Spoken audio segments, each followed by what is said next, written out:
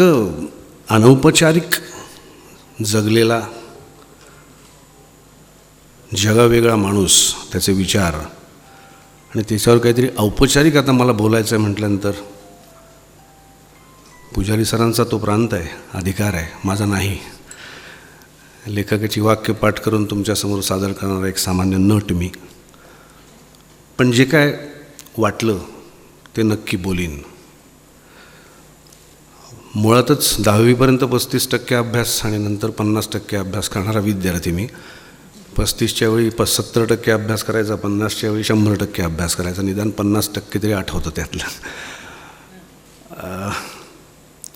मुळातच या सगळ्याची सुरुवात मला अशी करायची वाटते की 17 मार्च 2020ला मला अजूनही तो दिवस आठवतो आहे. काळा दिवस म्हणेन मी त्या दिवसाला. त्या दिवशी लॉकडाऊन डिक्लेअर व्हायचं होतं आणि आमचं शूटिंग बंद झालं. आणि फक्त सकारात्मकतेवर त्या पुढचे मार्च, एप्रिल, मे, जून हे दिवस मी काढले. एकमेकांना सकारात्मकता यावी म्हणून मेसेजेस करत होतो आम्ही, सांगत होतो, भेटत होतो. आणि कधी हे परत सुरू होणार या विवंचनेत होतो सगळेच. व्यासपीठावर मी आज उभा आहे. मला काय वाटत असेल तुम्ही कल्पना करून बघा. आणि ती संधी मुळात या माणसामुळे मला आणि हे समोर बसलेले आमचे गुरु यांच्यामुळे आज इथे मिळाली. याबद्दल मी सगळ्यात आधी भाग्यवान समजतो. मी आज पहिला कार्यक्रम व्यासपीठावर उभं राहून करतो आहे आणि म्हणून मला गुरु यांचा फोन आला आणि मी म्हटलं मी येणार. सोलापूर माझं आवडतं गाव. माझे खूप आवडते मित्र इथे आहेत, जे आत्ता इथे आलेले आहेत. गुरूंशी माझा खूप जुना संबंध आहे. सोलापूरचं थिएटर माझं खूप लाडकं थिएटर. आणि त्याच थिएटरमध्ये गुरूंमुळेच 1-2दा तुरळक सर जॉन येवलेकरांची माझी भेट झाली होती. पण अशा काहीतरी कार्यक्रमासाठी त्यांच्यासाठी मला इथे यावं लागेल असं मला खरंच वाटलं नव्हतं. आत्ता असं वाटतं की मधली 2 वर्ष तर ही वाया गेलीच, पण त्या आधीचीही वायाच गेली. अजून त्यांच्याबरोबर बसता आलं असतं आणि त्यांच्याकडनं काही ऐकता आलं असतं, खूप बरं वाटलं असतं. पण मगाशी जो उल्लेख झाला तो एक वेगळा आपलेपणा या कार्यक्रमाला आहे. प्रत्येकच ठिकाणी जाऊन असं म्हणायची पद्धत आहे की आजपर्यंत मी खूप पुरस्कार घेतले, पण हा पुरस्कार जरा वेगळाच आहे. पण खरंच हा कार्यक्रम मला वेगळा वाटतो आहे.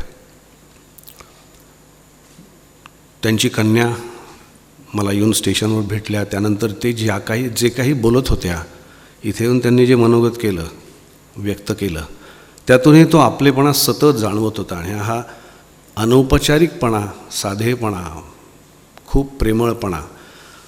आणि मला धडधड वाढायला लागली होती का त्या भाषण आणि या सगळ्या ह्याच्यावर मी काय बोलायचं. सोलापूरशी असाच संबंध माझा होता आधीपासून. इथले खाद्यपदार्थ, इथली कडक भाकरी, इथली दाण्याची चटणी, इथले मटणाचे उंडे, हे सगळे पदार्थ इथल्या मित्रांनी मला खायला घातले. आजपर्यंत किती वर्ष, 84 सालापासून दमणी नाट्यगृह होतं तेव्हापासून, आणि नंतर हुतात्मा स्मारक असल्यापासून मी इथे येतो आहे. माझी जवळजवळ नाही सगळीच नाटकं इथे झाली. इथल्या प्रेक्षकांनी ती बघितली. सोलापूरकरांनी माझ्यावर खूप प्रेम केलं. सोलापूरच्या मित्रांनी माझ्यावर खूप प्रेम केलं. ह्या एका मित्राचा सहवास मला फारसा मिळाला नाही. पण आज जे सगळं ऐकतो आहे मी, ते एक वाक्य मला आठवतं.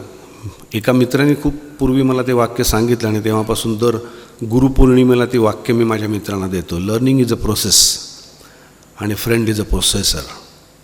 प्रत्येक नवीन गोष्ट, असं मी त्याला म्हणतो, की लर्निंग किंवा शिकणं ही एक प्रक्रिया आहे. ती तुमच्या मरणापर्यंत चालूच राहते. आणि तुमचा फ्रेंड, तुमचा मित्र, तुमच्या संपर्कात येणारा प्रत्येक नवीन गोष्ट, नवीन व्यक्ती ही ती प्रक्रिया करणारा असतो, करणारी असते.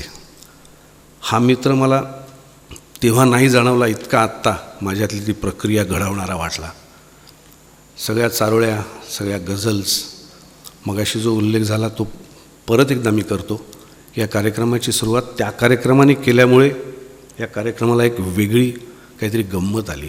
सगळ्यांना कळलं की त्यांनी काय केलं आहे. आणि मग ह्या कार्यक्रमाला सुरुवात झाली आणि मग अजूनच धडधड वाढली आणि जबाबदारी वाढली. निवेदन, मिमिक मधल्या गोष्टी भरून काढणारे अनेक कलावंत आपणही बघितले असतील, मी बघितलेत.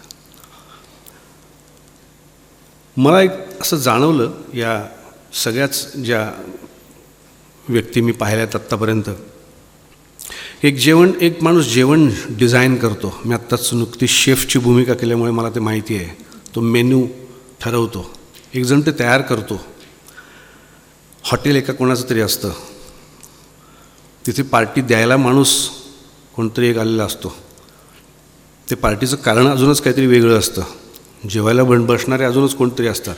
पण त्या जेवणाची जी गंमत असते ती जेवण वाढणाऱ्यामुळे येते.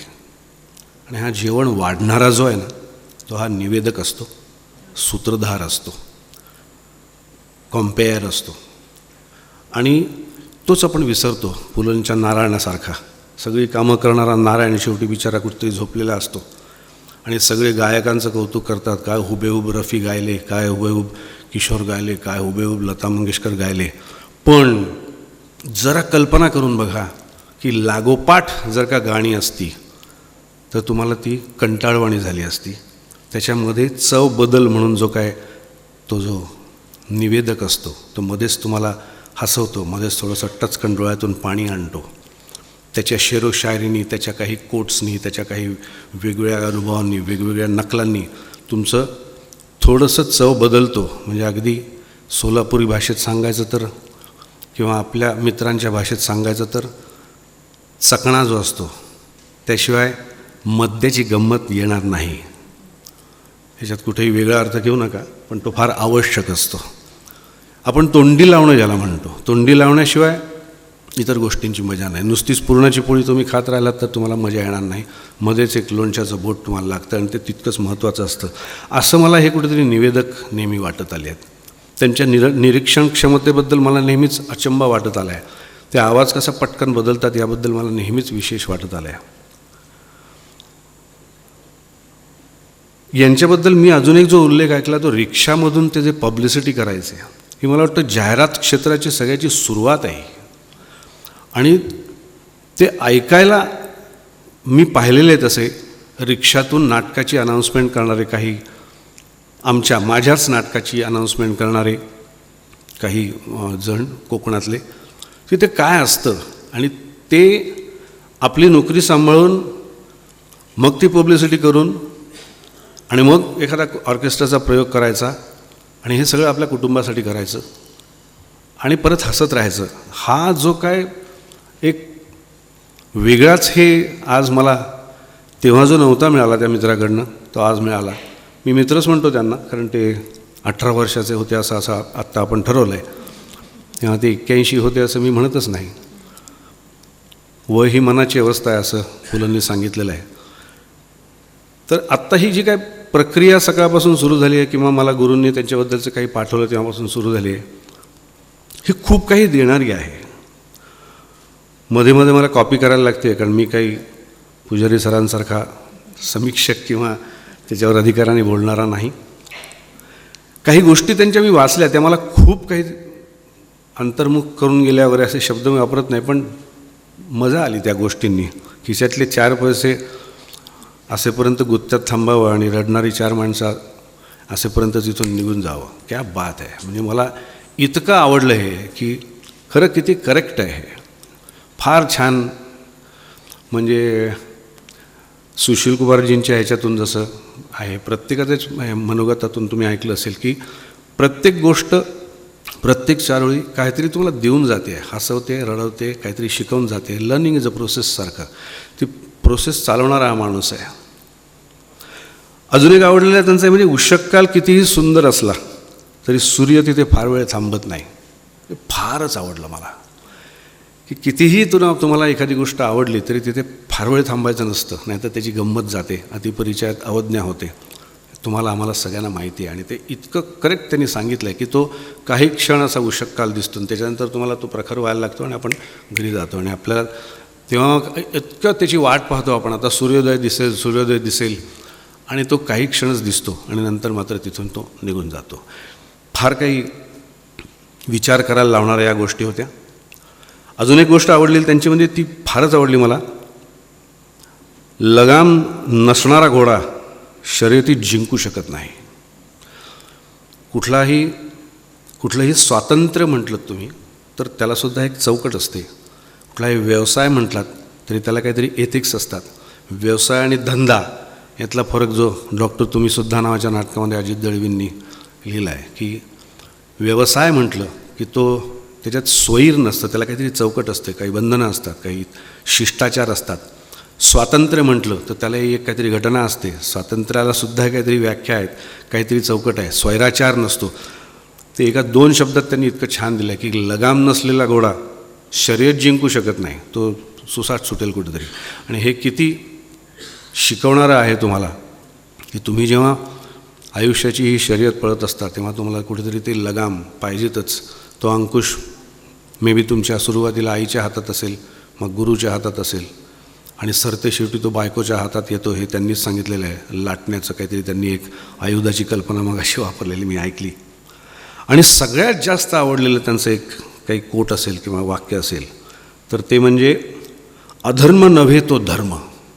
हे फारच आवडलं मला की कुठलाही धर्म असो त्यात जर अधर्म नसेल तरच तो धर्म आहे. हे तर फारच मला आवडलेल्या गोष्ट वाटली मला की धर्म म्हणजे धर्म खरं तर आपल्याकडे संकल्पना सगळी बदलत चालली. धर्म इज आपण म्हणूया की स्वभाव, त्याचा स्वभाव धर्म. मग ते प्रॉपर्टी एखाद्या गोष्टीची ती गोष्ट असल्याची जी काही खुणा असतात म्हणजे धर्म. खरं तर आपण त्याला हिंदू मुस्लिम आणि सगळं काहीतरी करून टाकलं आणि वाटच लावून टाकली म्हणजे. पण त्यांनी फार सोपं सांगितलं की अधर्म नसतो तो धर्म, मग तो कुठलाही असो. असं खूप काय काय त्यांच्याबद्दल वाटत गेलं. आणि पुन्हा एकदा अशा एका लर्निंगची प्रोसेस एका आमंत्रणामुळे माझ्यात वाढवलेल्या मित्राच्या अशा काही खूप छान गोष्टींच्या प्रकाशनाकरता मला इथे यायला मिळालं. त्या माझ्या मित्राचे आभार मानतो. अजून ते गेले तसं मलाही वाटत नाही, तुम्हालाही वाटत नाही. प्रत्येकाने तोच उल्लेख केला आहे की कुठल्या तरी खुर्चीवर ते बसलेले असतील, रिकाम्या खुर्चीवर बसलेले असतील असा मगाशी उल्लेख झाला. तर मला असं वाटतं की ते रिकाम्या खुर्चीवर नाही, ते प्रत्येकाच्याच कुठेतरी इथे बसलेले आहेत, आपल्याबरोबर आहेत, आपल्याबरोबर आहेत. माझी फारशी ओळख नाही तरीसुद्धा आहेत असं मला वाटायला लागलं. आणि त्यांनी मला आज जे काय माझ्यातली प्रोसेस सुरू केली या काही 4-5 गोष्टींनी, 4-5 गोष्टी नाही ते म्हणजे PhDचा विषय आहे किंवा MPhilचा विषय आहे, एवढा मोठा सगळा साठा डोक्यात विचार करायला दिला त्यांनी मला. असंच काही बाई मी लिहित आलो, माझ्या मित्रांनी त्याला प्रोत्साहन दिलं म्हणून ते सादर करत आलो. म्हातारी मेल्याचं दुःख नाही काळ सोकावतं म्हणतात तसाच सोकावलो. सोलापुरातही बरेच त्याचे कार्यक्रम केले. बैठकीत बसलो की आपलं काहीतरी सांगायचं, त्यांनी वा म्हणायचे, मलाही बरं वाटायचं, त्याला वा म्हणतात तुम्ही चांगलं आहे. तर तसंच मी काहीतरी केलं, त्याच्यामुळे खूप जवळचं वाटलं. माझ्यापेक्षा खूपच वरच्या दर्जाचं आहे, खूप छान आहे. मला आश्चर्य वाटतं, मला हेवा वाटतोय की इतकं कसं ते सगळ्यांसाठी जगू शकले, कसं मित्रांचे होऊ शकले. आणि कुटुंबाच्या मनात सगळ्यात जर मला आज काय आवडलं असेल तर त्यांच्या कन्या बोलल्या किंवा त्यांचे इतर जे नातेवाईक बोलत आहेत. मग अशी कोंबडीचा एक काहीतरी किस्सा ऐकायला गेला किंवा इतर काही गोष्टी असतील.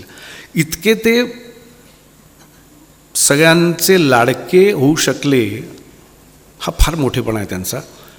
बाकी औपचारिकपणा मी सोडून देतो, मला नाही काही समीक्षा करता येत त्यांच्या काव्याची वगैरे. त्यांच्या या साधेपणाचीच समीक्षा नाही, मला मिळावा तो साधेपणा एवढंच मी आज त्यांच्या जन्मदिनी मागतो. आणि त्यांच्या या कलंदरपणासाठी मी एक 4 ओळी कधीतरी लिहिल्या होत्या, त्या त्यांना आज अर्पण करतो, तुम्हालाही सांगतो. त्या ओळी अशा होत्या, शहाण्यांचे ते कसले जगणे, शहाण्यांचे ते कसले जगणे, जगाप्रमाणे जगती जे. शहाण्यांचे ते कसले जगणे, जगाप्रमाणे जगती जे. वेडे जगती मनाप्रमाणे, जगही त्यांच्या मागे वेडे. तर असे वेडे आयुष्यात मलाही आजपर्यंत खूप भेटले, ची यादी खूप मोठी आहे. त्या प्रत्येक वेड्याला भेटल्यानंतर मी स्वतः त्याच्यासारखा वेडा व्हायचा प्रयत्न केला. असे काही वेडे मित्र माझे इथे बसलेले आहेत, हे वेडे आमचे कंत्राटदार इथे बसलेले आहेत, ज्यांनी वेळ घेऊन नाटकाचे दौरे केले, आमचे नाटकाचे प्रयोग केले. तुम्ही वेड्यासारखं माझ्यावर प्रेम केलं, मीही वेड्यासारखी नाटकं केली. अशीच वेडे माणसं भेटत राहोत. यानंतरही एक वेगळे चांगल्या अर्थाने वेडे बोलणार आहेत, त्यांचं मलाही भाषण ऐकायचं आहे. अशा आधीचं भाषणही मी वेड्यासारखं ऐकलं. हे वेड जोपर्यंत आहे तोपर्यंत आपण जिवंत आहोत. ते वेड आपल्यामध्ये कायम राहू दे. लवकरात लवकर आज रंगभूमी व्यासपीठ म्हणूया आपण, त्याच्यावर मी उभा राहिलो आहे आणि लवकरात लवकर ही रंगभूमी परत कार्यरत होऊ दे, अशी पुन्हा त्याच रंगभूमीवर प्रेम करणाऱ्या एका कलावंताकडे त्यांच्या जन्मदिनी प्रार्थना करतो. आपल्या सगळ्यांचे आभार मानतो. नमस्कार.